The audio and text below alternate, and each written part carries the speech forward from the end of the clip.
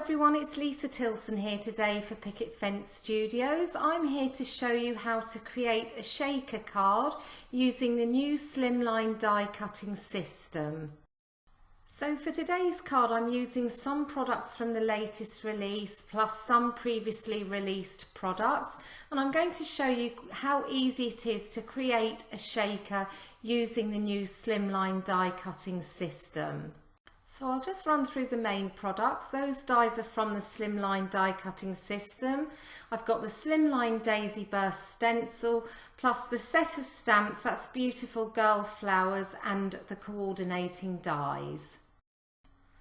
I took the smallest of the rectangle dies from the slimline die cutting system. That is 8 1/4 by 3 1/4 inches. I'm just taping that down onto some Nina and I run that through the Gemini Junior. Next I take the plain stitched circle die from the system and I'm just going to tape that down to the centre, just sort of centre right hand side of my card panel.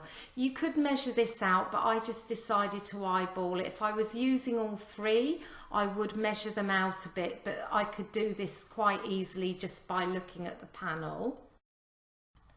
Just removing the frog tape from that, and I'm now going to tape the white panel to the back of the daisy burst stencil.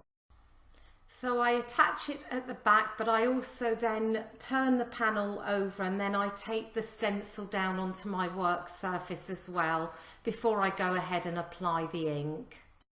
And I'm just using a light grey ink here and applying some of the ink to the top part of the stencil and also to the bottom, and I kind of fade it out as I go down the panel and up the panel from the bottom. So you can easily pull the stencil up. I didn't put any pixie spray on it, so I can pull it up and quite easily see how much ink I've actually got on my panel. So once I'm happy with that, I remove the tape and then just check that it is as I want it to be. To start creating the shaker element of the card, I'm now going to put some multimedia matte around the outside of the window. I usually use this or some extra strong double-sided tape just to make sure that the acetate sticks really firmly to the back of that panel to make sure that you don't get any sequins seeping out. So just placing the acetate down there and pressing my finger around it to make sure it's secure. I've added some foam tape to the back of the panel and I've created a side folding note card which is 8 1/2 by 3 1/2, and I'm just working out here where I need to put my sequins on that card base.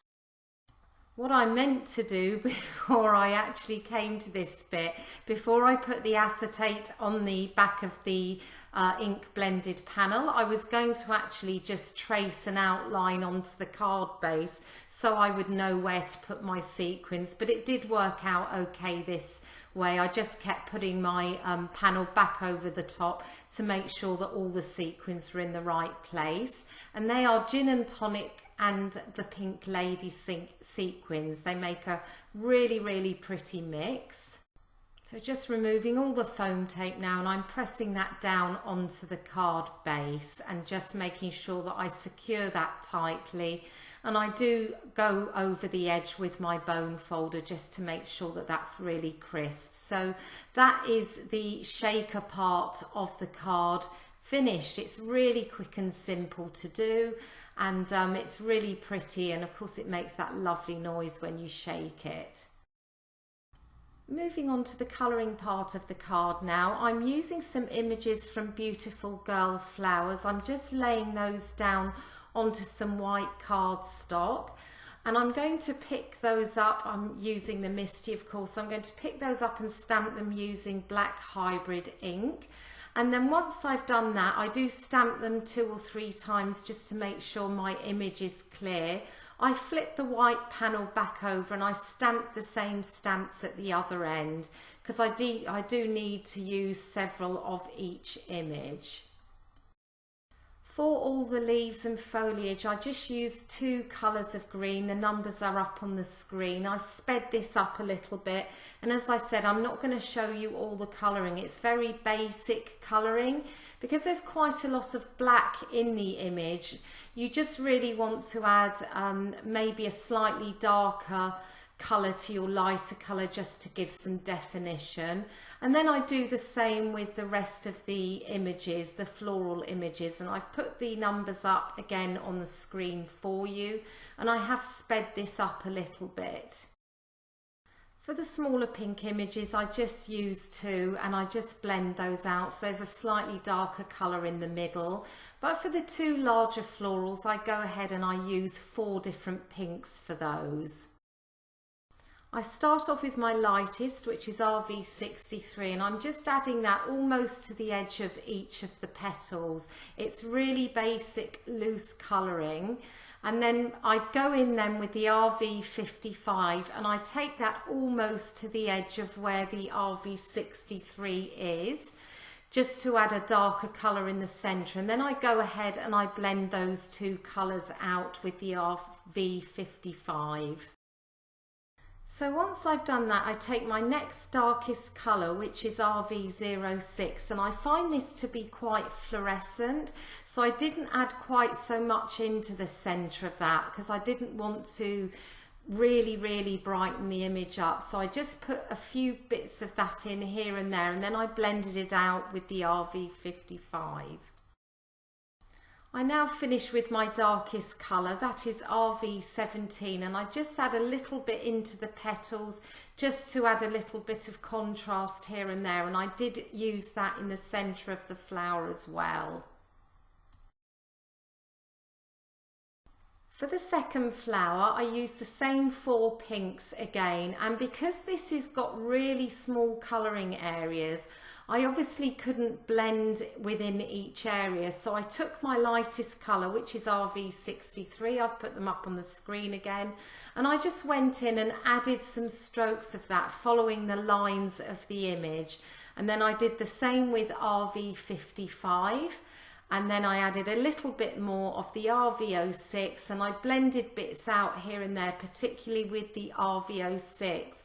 You can, it's very difficult, my hand is in the way a little bit there, but you can see it's quite bright, so I blend the RV06 out with RV55, and then my darkest colour just gets added in at the end. Again, I follow the lines of the image, it really just is there to add a bit of contrast. I taped the coordinating dies down with some low tack tape and ran those through the Gemini Junior, and then I set all the images to one side whilst I worked on my sentiment. The sentiment is actually from Kylee Boo. I really love that set and I wanted to do a birthday card, so I just stamped that down onto some white cardstock, made a little banner, and then I adhered that flat onto the card panel with some multi-medium matte. We're coming now to the bit where we arrange the images, and this does take a little bit of time. You can't see, but I do have a previously made card on the left hand side, so I was sort of sure, or more or less sure, where I wanted to put my images. But you know, this is a part of the card where you can spend a little bit of time faffing around, moving things around and so on, just making sure you get the placement right. This is the bit where I'm trying to fit in the last few images, and every time I put something in, something else moves, so it does get a bit tricky at this point. So I take some Glad Press and Seal. This is a fantastic product for picking up all those images, as it is a low tack film. So I take a little piece of that, press it firmly down onto my images, and as you can see, it lifts them all up. I did lose one along the way, but it mostly picks them, all of them up in the position that you want them. And I add lots of dabs of glue onto the back, and then I pick that back up. I'm taping my panel down here just to make sure it doesn't move, and then I flip that Press and Seal back over, and it holds all those images whilst I sort of lay it down into position, and then I press my fingers down just to make sure that they are all pressed securely, and then I peel it back. You can see one or two of them move. That's because when you have the images turned over and you're adding the glue, you can't kind of get to every single bit. So there's always going to be little bits that you'll need to re-adhere once you actually put them back down onto your panel, and that's what I'm doing there. Just finishing there with that little rogue piece of foliage which fell out as I was turning the press and seal over. So I'm just putting some acrylic blocks on that just to make sure that they all stick down securely, and that finishes the card. I really like how this turned out, and I hope that you'll give it a go. It's a really easy way to create a one window shaker card. Bye for now.